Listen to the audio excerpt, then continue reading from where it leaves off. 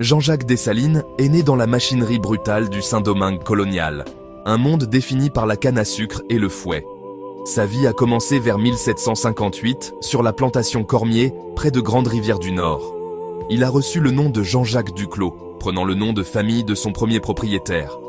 Ses premières années se sont déroulées dans l'étreinte étouffante de l'esclavage, un système conçu pour briser l'esprit humain et extraire le travail à tout prix. Les champs étaient une fournaise implacable et l'espérance de vie était courte.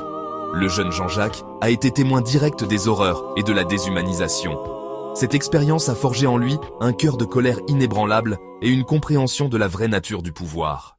Alors que la révolution haïtienne passait d'un soulèvement dispersé à un conflit plus organisé et politiquement complexe, un leader clair émergea.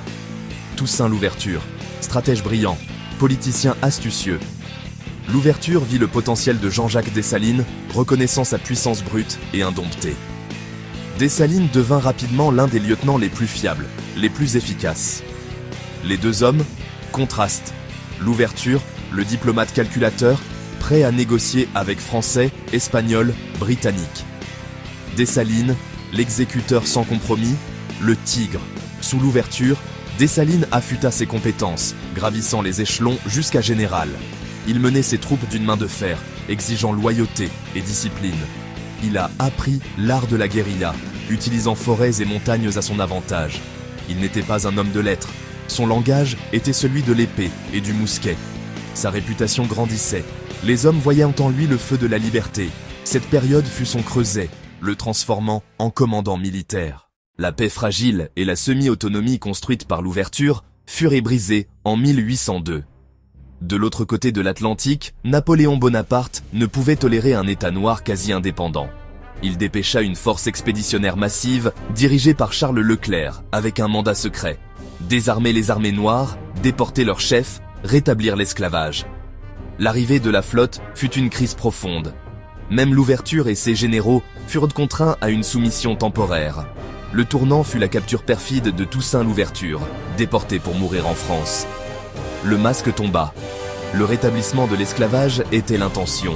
L'ouverture partit, le flambeau tomba sur Jean-Jacques Dessalines. Plus de diplomatie ni de compromis.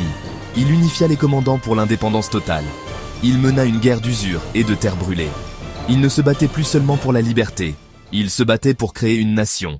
À l'automne 1803, l'armée française sous Rochambeau était désespérée. Décimée par la fièvre, harcelée par la guérilla, à court de vivres. Leur dernier stand, le fort de Vertières, clé de Cap Français. Pour Dessalines, c'était le moment du destin. Le 18 novembre 1803, Dessalines ordonna l'assaut. Ils chargèrent contre des positions fortifiées et une artillerie supérieure. Repoussés, saignés, mais refusant de céder. Capois-la-Mort mena l'assaut sur Charrier. Cheval abattu, il se releva, épée brandie. En avant, en avant! Rochambeau ordonna un cessez-le-feu pour saluer sa bravoure, avant que le combat ne reprenne, la pluie transformant le champ en boue. Les Haïtiens prirent des positions clés, les Français encerclés. Rochambeau savait qu'il était vaincu. Vertières fut décisive, les Français évacuèrent. Le chemin vers l'indépendance était clair. Les Français vaincus, le 1er janvier 1804, à Gonaïves, Dessalines et ses généraux proclamèrent une nouvelle nation. Il choisit le nom indigène, Haïti, rompant avec Saint-Domingue. Nous avons osé être libres, soyons donc par nous-mêmes et pour nous-mêmes. Rejet de toute future ingérence étrangère.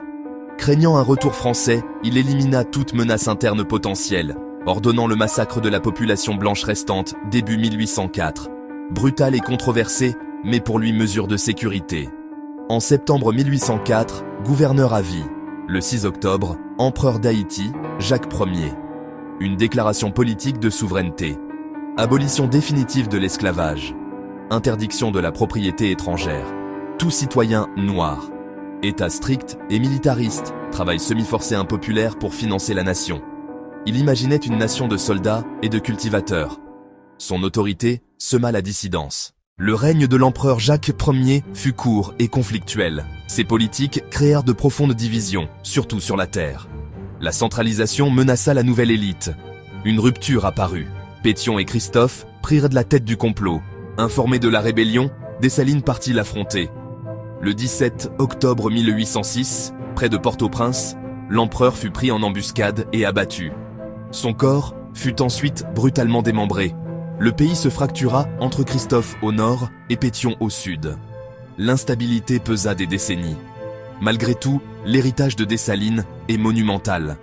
Il demeure un symbole ultime de libération noire. Père de la nation, artisan d'une révolte devenue république. Il abolit totalement l'esclavage et créa un État souverain. Son nom est gravé comme l'homme qui a vaincu un empire.